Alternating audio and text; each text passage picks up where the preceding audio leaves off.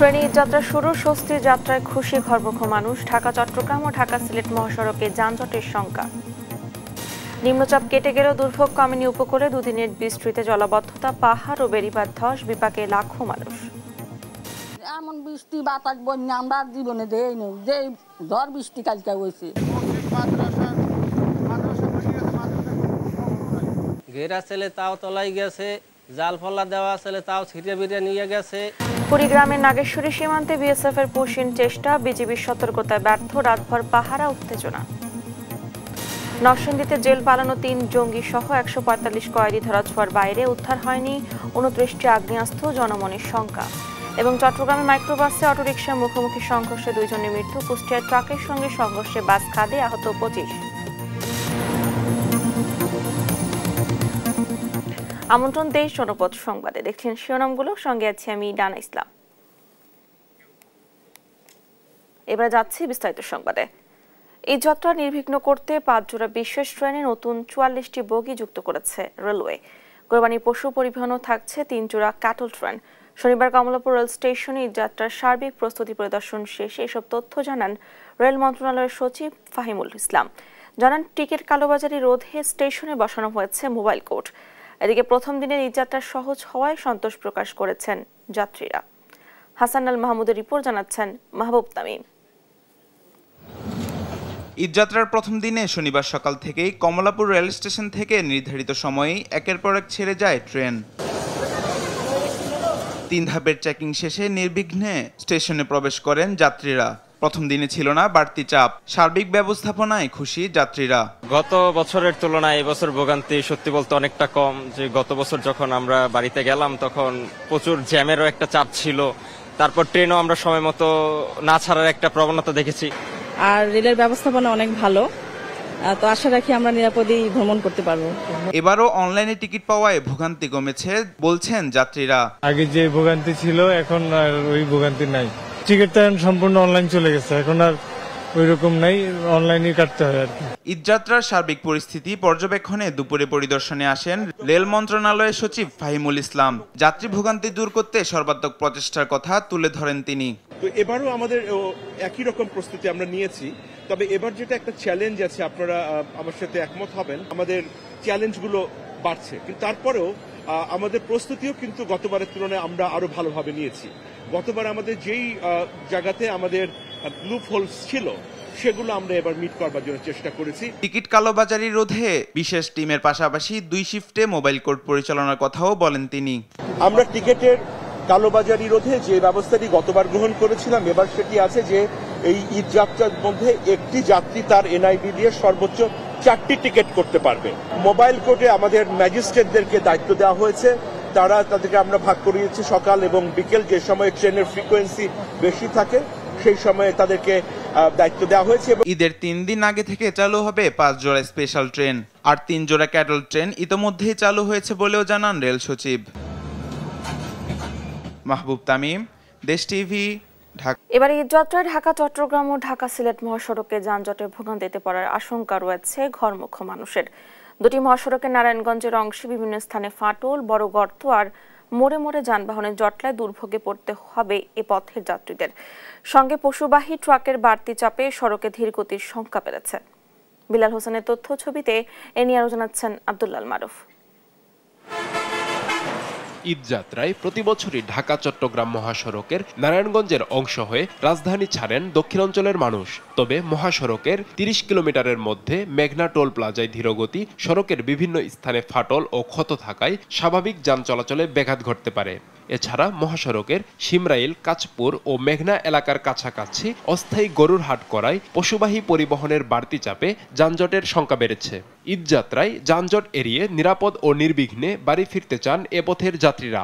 রাস্তাঘাট যানজট হয়, এখানে লোকাল গাড়িগুলো দাঁড়ায় যাত্রী ওঠানামা করে, তারপরে ট্রাকের যানজট। এখানে গরুর হাট যেন না বসে, এটা হইলে জনসাধারণের চলাফেরা কষ্ট হয়। যানজট, এই যে গাড়ি যেখানে সেখানে ব্রেক করে, এটা আমাদের জনসাধারণের জন্য ক্ষতিকর। এটা যেন না হয়। ঈদ যাত্রায় যানজটে যাত্রীদের দুর্ভোগের আশঙ্কা রয়েছে ঢাকা সিলেট মহাসড়কের নারায়ণগঞ্জের অংশে। 2 লেনের এ মহাসড়কের 21 কিলোমিটারের মধ্যে রূপসী, তারাবো ও বড়পা এলাকায় বড় বড় গর্ত আর মোড়ে মোড়ে যানজটে ভোগান্তিতে পড়বে যাত্রীরা। এছাড়াও মহাসড়কটিতে 4 লেনের নির্মাণ কাজ চলায় প্রায় যান চলাচলে প্রতিবন্ধকতার সৃষ্টি হয়। রাস্তার যে অবস্থা, এই অবস্থা আসলে ঈদের ভোগান্তিতে মানুষ অনেক কষ্ট করতে হবে এবং আমার মনে হয় বর্ষার আগে রাস্তাটা কমপ্লিট করা উচিত। এই রাস্তার 2 সাইডে কোনো জায়গা নেই, আর এই যে সাধারণ এই যে সিঙ্গেল রাস্তার মধ্যে এই যে ভ্যান, রিক্সা, সাইকেল, অটো মোটো সবগুলো উঠে যায়, মানে যাত্রীও ভোগান্তি, আমরা ড্রাইভার আরও ভোগান্তি। 2টি মহাসড়কে যান চলাচল নির্বিঘ্ন রাখতে কাজ শুরু করেছে হাইওয়ে পুলিশ। এছাড়াও সড়ক মেরামত সহ নানা উদ্যোগ নেওয়ার কথা জানিয়েছে সড়ক ও জনপথ বিভাগ। আমরা নিয়মিতভাবে এগুলো নিয়ে কাজ করে যাচ্ছি। নিয়মিতভাবে যে অবৈধ স্ট্যান্ড, অবৈধ দোকানপাট এগুলো উচ্ছেদের জন্য আমরা নিয়মিতভাবে কাজ করে যাচ্ছি। আমাদের বিভিন্ন মেরামত কার্যক্রম হাতে নেওয়া হয়েছে। যেখানে ফাটল রয়েছে, যেখানে গর্ত রয়েছে, সেগুলো মেরামতের কার্যক্রম ইতিমধ্যে চলমান আছে এবং আমরা আশা করছি ঈদের এক সপ্তাহ আগেই আমরা সকল মেরামত কার্যক্রম শেষ করতে পারব। ঈদ যাত্রায় 2টি মহাসড়ককে ঘিরে পশুবাহী যানবাহনে শৃঙ্খলা রক্ষা। বঙ্গোপসাগরে সৃষ্ট নিম্নচাপের প্রভাবে জোয়ারের পানির তোড়ে ধসে যায় কক্সবাজার উপকূলের 2 কিলোমিটারের বেশি বেড়িবাঁধ। প্লাবিত হয় অন্তত 25টি গ্রাম। সবচেয়ে বেশি ক্ষতি হয় মহেশখালীর মাতারবাড়ি ও ধলঘাটা, কুতুবদিয়া এবং সেন্ট মার্টিনে। ক্ষতিগ্রস্ত হয় 200 ঘরবাড়ি, ভেসে যায় চিংড়ির ঘের ও লবণের মাঠ। জেলার ঈদগাঁও উপজেলার 40টি পরিবার এখনও পানিবন্দী। এছাড়াও টেকনাফ মেরিন ড্রাইভ সড়কের কিছু অংশ ভেঙে সাগরে বিলীন হয়েছে। ক্ষয়ক্ষতি নিরূপণে কাজ করছে জেলা প্রশাসন। এদিকে গেল 2 দিনের ঝড় ও টানা বৃষ্টিতে বিধ্বস্ত হয়েছে ভোলার 7 উপজেলার প্রায় 5000 ঘরবাড়ি। তজুমুদ্দিনে বাঁধ ভেঙে লোকালয়ে ঢুকে পানি, নিঃস্ব হয়ে অনেকের ঠাঁই হয়েছে খোলা আকাশের নিচে। এমন বৃষ্টি বাতাস বন্যা আমরা জীবনে দেই না, যে ঝড় বৃষ্টি কালকে হয়েছে। ক্ষতিগ্রস্ত এলাকায় ত্রাণ পৌঁছে দেওয়ার পাশাপাশি পরিস্থিতি স্বাভাবিকে কাজ করছে জেলা প্রশাসন। আমরা প্রত্যেকটা ঘরে ঘরে ত্রাণ হিসেবে আমরা চাল পৌঁছে দেওয়ার চেষ্টা করছি, শুকনো খাবার পৌঁছে দেওয়ার চেষ্টা করছি। গতকাল থেকে শুরু হয়েছে। আমরা সারাদিন আমাদের উপজেলা নির্বাহী কর্মকর্তাগণ বিভিন্ন উপজেলায় এগুলো বিতরণ করছেন এবং আগামীকাল অব্যাহত থাকবে। পটুয়াখালীর আগুনমুখা, রমনাবাদ, পায়রাসহ কয়েকটি নদীর পানি বেড়েছে 3 থেকে 4 ফুট। ভেঙে গেছে বন্যা নিয়ন্ত্রণ বাঁধ। এতে প্লাবিত হয়েছে কয়েকটি গ্রাম। বাড়িঘরে হাঁটু থেকে কোমর পানি। তলিয়েছে ফসলি জমি ও গ্রামীণ সড়ক। ভেসে গেছে পুকুরের মাছ। বিদ্যুৎহীন দিন কাটাচ্ছেন লাখো মানুষ। ঘেরা ছেলে তাও তলাই গেছে, জাল ফল্লা দেওয়া ছেলে তাও ছিটিয়ে বিটিয়ে নিয়ে গেছে। এছাড়াও মুসাপুর রেগুলেটর ভাঙা থাকায় জোয়ারের পানি ঢুকে পড়ে ফেনীর ছোট ফেনী নদীতে। এতে 2 দিনে পানি বাড়ে 2 থেকে 3 ফুট। ফলে প্লাবিত হয়েছে সোনাগাজী উপকূলের নিম্নাঞ্চল। তবে শনিবার দুপুর থেকে ফেনীতে পরিস্থিতি কিছুটা স্বাভাবিক হতে শুরু করেছে। বিদ্যুৎ সরবরাহ স্বাভাবিক করতে চেষ্টা চালিয়ে যাচ্ছে কর্তৃপক্ষ। 2-3 দিন বৃষ্টির মধ্যে কামাই একেবারেই কম আছে। মানুষের ভিতরে যখন রোদ দেখতে পাচ্ছে, মানুষের আতঙ্ক কাটছে। এদিকে 2 দিন বন্ধ থাকার পর শনিবার সকাল 7টায় বরিশাল থেকে সব রুটে লঞ্চ চলাচল শুরু হয়। এছাড়া চাঁদপুর, মুন্সিগঞ্জ, বরগুনা ও ভোলা সহ বিভিন্ন রুটে স্বাভাবিক হয় নৌযান চলাচল। নুসরাত শোভা, নিউজ ডেস্ক, দেশ টিভি। বঙ্গোপসাগরের সৃষ্ট নিম্নচাপের প্রভাবে শনিবার সকাল থেকে টানা বৃষ্টি হচ্ছে সিলেটে। নগরীর বিভিন্ন এলাকায় সৃষ্টি হয়েছে জলাবদ্ধতা। এ নিয়ে জানাতে যুক্ত হচ্ছেন সহকর্মী খালেদ আহমেদ। খালেদ, নগরবাসীকে কি কি দুর্ভোগ পোহাতে হচ্ছে, বর্তমান পরিস্থিতি কেমন দেখছেন জানাবেন। জানা, বঙ্গোপসাগরে সৃষ্ট নিম্নচাপের কারণে গত 3 দিন থেকেই সিলেটে বৃষ্টি হচ্ছে। তবে আজ সকাল থেকে টানা বৃষ্টির কারণে সিলেট শহরের প্রায় সমস্ত এলাকাগুলোতেই মারাত্মক জলাবদ্ধতার সৃষ্টি হচ্ছে। এখনো কিন্তু সিলেটে বৃষ্টি হচ্ছে। আমাদেরকে আবহাওয়া অফিস জানিয়েছে যে আজ সকাল 12টা থেকে বেলা 3টার মধ্যে 156 মিলিমিটার বৃষ্টিপাত রেকর্ড করা হয়েছে। এবং এই টানা বৃষ্টিপাতের কারণে আপনি নিশ্চয়ই দেখতে পাচ্ছেন যে সিলেটের বিভিন্ন বিভিন্ন সড়কে যে মারাত্মক জলাবদ্ধতার সৃষ্টি হয়েছে। আমি রয়েছি সিলেটের বঙ্গবীর রোডের যে সড়কটি সেখানে, এবং একই অবস্থা কিন্তু সিলেট নগরীর বালুচর, উপশহর, বাদামবাগিচা, হাওয়াপাড়া সহ অনেকগুলো এলাকাতেই।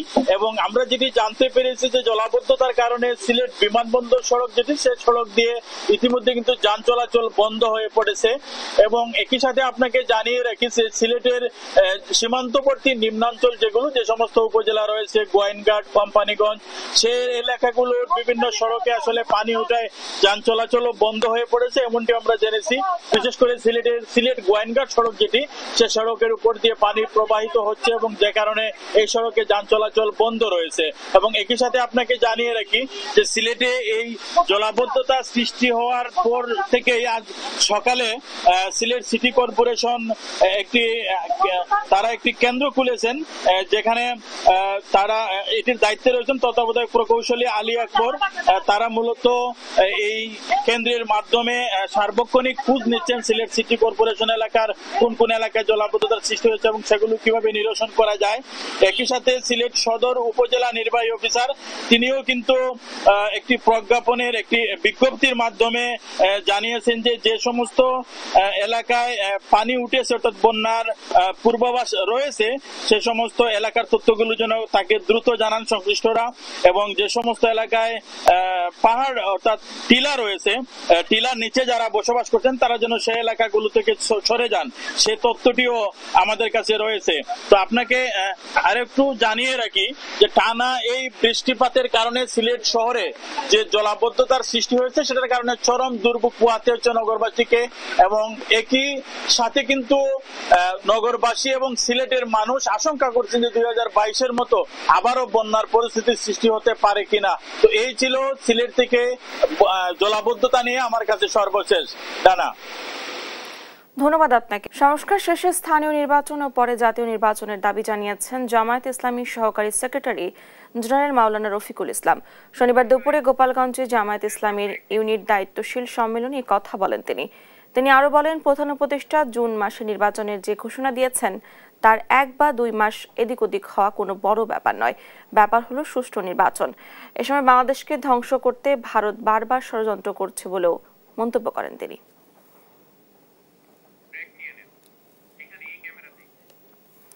দেখছেন অন্তর্বর্তী সরকারের কাজের খবর না থাকলেও নানা ধরনের আনুষ্ঠানিকতার কমতি নেই বলে অভিযোগ করেছেন বিএনপির স্থায়ী কমিটির সদস্য সালাউদ্দিন আহমেদ।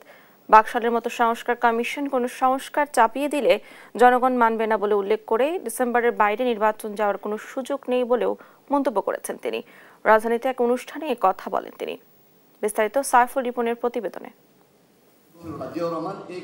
বিএনপির প্রতিষ্ঠাতা শহীদ রাষ্ট্রপতি জিয়াউর রহমানের 44তম শাহাদাত বার্ষিকী উপলক্ষে ডিপ্লোমা ইঞ্জিনিয়ার্স ইনস্টিটিউশনে বাংলাদেশের কৃষি বিপ্লবে জিয়াউর রহমানের অবদান শীর্ষক আলোচনা সভার আয়োজন করে জাতীয়তাবাদী কৃষক দল।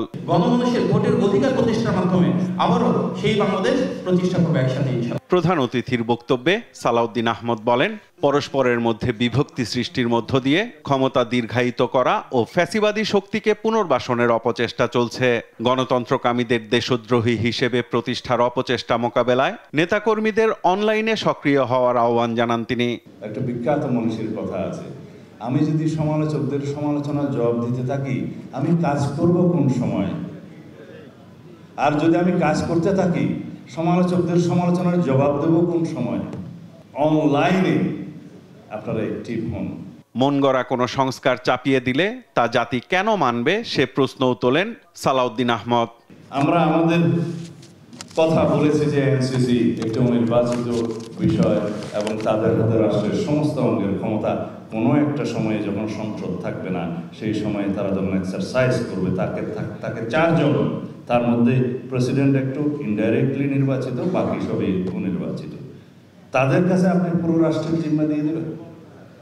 তারা এই সমস্ত আরো কিছু কিছু অভিনব সংস্কার প্রস্তাব নিজেরা দিয়েছে, মনে হয় যেন আমাদেরকে বাধ্য হয়ে সে সমস্ত সংস্কার প্রস্তাবে একমত হতে হবে, তাহলে তো এটা বাকশাল হয়ে গেল। সংস্কার ও বিচার একসঙ্গে চলবে দাবি করে বলেন, ডিসেম্বরের বাইরে নির্বাচন করতে চাইলে তার কারণ জানাতে হবে অন্তর্বর্তী সরকারকে। আগামী 2 তারিখ আবার ডেকেছে আমাদের মাননীয় প্রধান উপদেষ্টা। ভাবটা আমরা বুঝছি এরকম আনুষ্ঠানিকতা আয়োজনের কোনো কমতি নেই, কিন্তু কাজের কোনো খবর নেই। নির্বাচন বিলম্বিত হওয়ার একটিও কারণ নাই, আপনার সামনে যুক্তি নাই কেন আপনি ডিসেম্বরের বাইরে যে নির্বাচন দিবেন, সেটার পক্ষে একটিও যুক্তি নাই। এদিকে জাতীয় প্রেস ক্লাবে জিয়া পরিষদ আয়োজিত এক আলোচনা সভায় প্রধান অতিথির বক্তব্যে আমির খসরু মাহমুদ চৌধুরী বলেন, ডিসেম্বরে অবশ্যই নির্বাচন হতে হবে। আমি একটা নির্বাচিত সরকার দেখতে চাই। আমি একটা নির্বাচনের মাধ্যমে বাংলাদেশে গণতন্ত্রের পুনঃপ্রবর্তন চাই।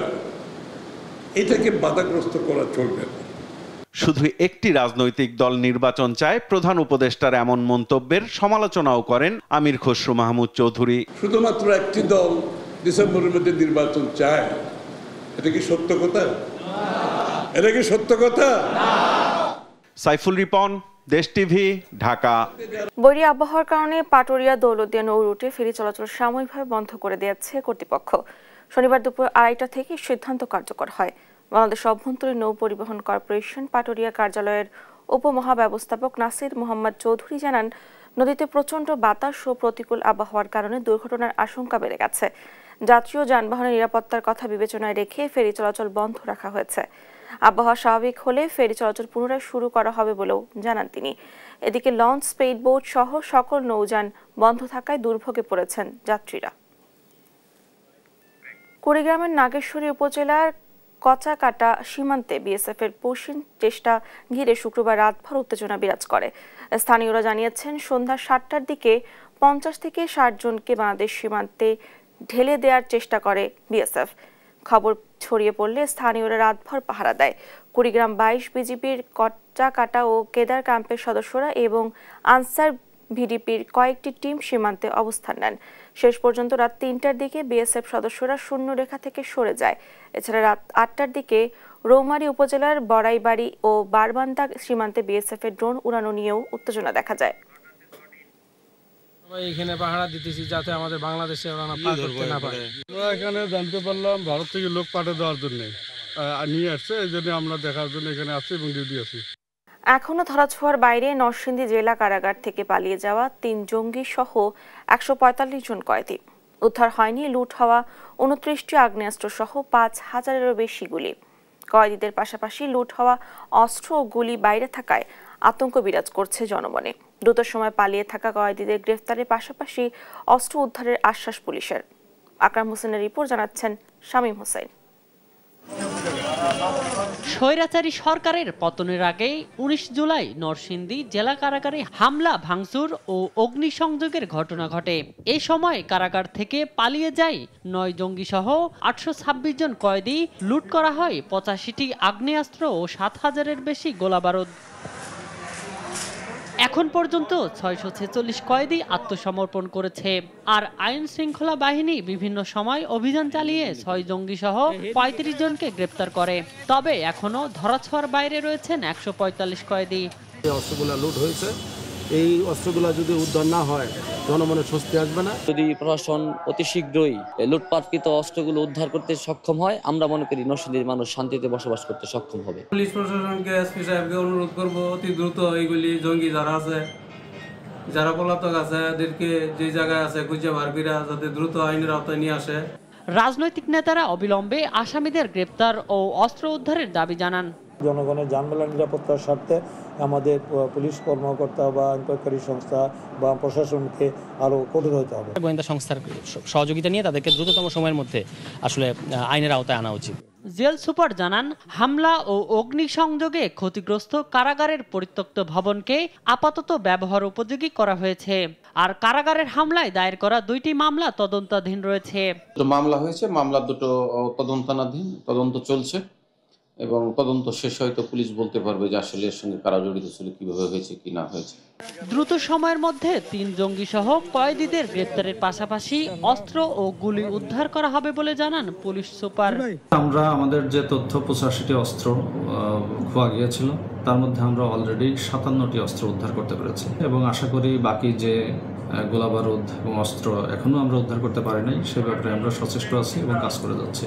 বাইরে থাকা কয়েদিদের দ্রুত গ্রেপ্তার সহ অস্ত্র উদ্ধার করা হবে বলে প্রত্যাশা জেলাবাসীর। নিউজ ডেস্ক, দেশ টিভি। কোস্টগার্ড ও টেকনাফ থানা পুলিশের যৌথ অভিযানে বিপুল পরিমাণ অস্ত্র ও মাদকদ্রব্য জব্দ করা হয়েছে। শনিবার দুপুরে এ তথ্য নিশ্চিত করেছেন কোস্ট গার্ডের মিডিয়া কর্মকর্তা হারুনুর রশিদ।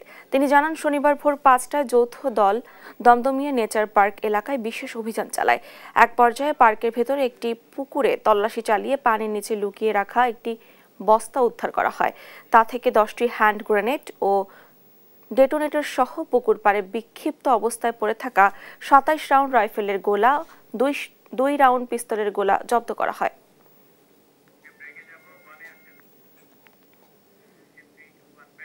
সারা দেশে পালন হচ্ছে বিশ্ব তামাক মুক্ত দিবস। এবারের প্রতিপাদ্য তামাক কোম্পানির কূটকৌশল উন্মোচন করি, তামাক ও নিকোটিন মুক্ত বাংলাদেশ করি। শনিবার সকাল 11টার দিকে দিনাজপুরের ফুলবাড়ী উপজেলার পরিষদ চত্বর থেকে একটি র্যালি বের করা হয়। চাঁপাইনবাবগঞ্জের র্যালি শেষে কালেক্টরেট ভবনের সম্মেলন কক্ষে হয় আলোচনা সভা। নওগাঁ সকালে জেলা প্রশাসকের সম্মেলন কক্ষে আলোচনা সভা হয়। এছাড়া দেশের বিভিন্ন জেলায় নানা আয়োজনে পালন হয় দিবসটি। জুলাই গণঅভ্যুত্থানে দেশে স্বৈরশাসকের পতন হলেও গণতন্ত্র আসেনি, বরং দেশে মবতন্ত্র চালু হয়েছে বলে অভিযোগ করেছেন কমিউনিস্ট পার্টি সিপিবির সভাপতি মোহাম্মদ শাহ আলম। শনিবার দুপুরে চট্টগ্রাম চেরাগি পাহাড় এলাকায় বৈঠকখানা হলে সংবাদ সম্মেলনে তিনি একথা বলেন। এ সময় তিনি আরও বলেন, মিয়ানমারের আরাকান আর্মিকে ত্রাণ দেওয়ার জন্য কোনো করিডোর দেয়া হলে বাংলাদেশের স্থিতিশীলতার সার্বভৌমত্ব লঙ্ঘন হবে। একই সঙ্গে চট্টগ্রাম বন্দরের বিদেশি অপারেটর নিয়োগের বিরোধিতা করে সিপিবি। এসব দাবিতে ঈদের পরে লং মার্চের হুঁশিয়ারি দেন সিপিবির সভাপতি। হয়েছে দেশে গণতন্ত্র আসে নাই, দেশে মবতন্ত্র কায়েম হয়েছে, মবতন্ত্র কায়েম হয়েছে, এই তো দেশ। চট্টগ্রামে মাইক্রোবাস ও সিএনজি চালিত অটোরিকশার মুখোমুখি সংঘর্ষে নিহত হয়েছেন 2 জন, আহত হয়েছেন আরও 2 জন। কুষ্টিয়ার খোকসায় বাস ট্রাক মুখোমুখি সংঘর্ষে নারী পুরুষ সহ 25 জন আহত হয়েছেন। শনিবার সকালে চট্টগ্রামের বাঁশখালী চাম্বুর এলাকা থেকে একটি সিএনজি চালিত অটোরিকশা মাজার গেট এলাকায় পৌঁছালে বিপরীত দিক থেকে আসা মাইক্রোবাসের সঙ্গে মুখোমুখি সংঘর্ষ হয়। এতে ঘটনাস্থলে অটোরিকশার 2 যাত্রী নিহত হন, আহত হয় আরও 2 জন।